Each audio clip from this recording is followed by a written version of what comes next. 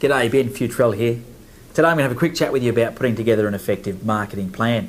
Now when we say the word plan, I think a lot of people sort of want to go back into their shells. They're a bit worried about how much effort they're going to put into building this great plan. But the reality is a plan doesn't have to be a big thick document. It can be a one-pager. In fact, a lot of planning can be done in your head. Now, they say if it's written down, it's got a much greater chance of succeeding, so I suggest you do write it down. But I'm going to share with you a few ways to come up with your marketing plan and a few key points that you need to think about. The first thing is to think about who is your ideal target market. You know, you could use just a great big net, but who knows what you're going to catch. Now, it's like going out on a fishing trawler, putting a net in. I'm sure they get a lot of things that they don't expect. So just casting a great big net's not always the most efficient way. The best way to do is start to think about who are my top clients now? Who are the ones that I love to deal with the most? Because that's the type of person that you want to attract more of. Once you work out exactly who they are, you can start to say to yourself, well, where will I find these people in their highest concentration? So I'll give you an example.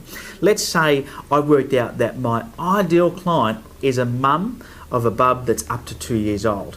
Now I can start to say to myself, well, okay, if I know my ideal client is mothers with kids up to 2 years old, I can start to say, well, where will I find them in their highest concentration? I can start to then list that off. Places like preschools, hospitals, could be mothers groups, it could be at the local chemist, it could be at the doctor's surgery, who knows? But I can start to write a list of where I'm likely to find those people.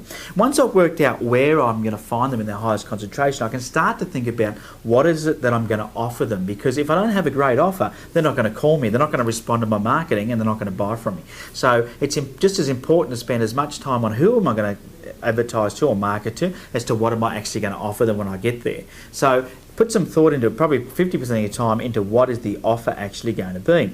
Once I've worked out what the offer is, I can start to think about, well, why will they choose me? So why will they choose me over my competitors?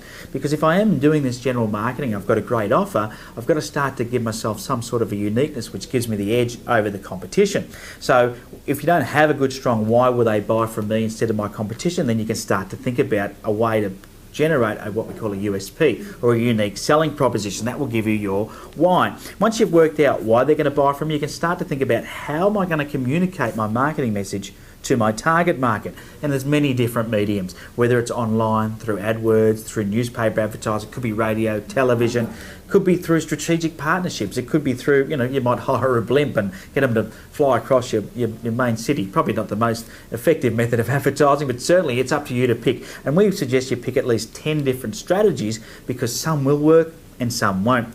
The next thing is just to decide then when, because timing is critically important to your marketing campaign.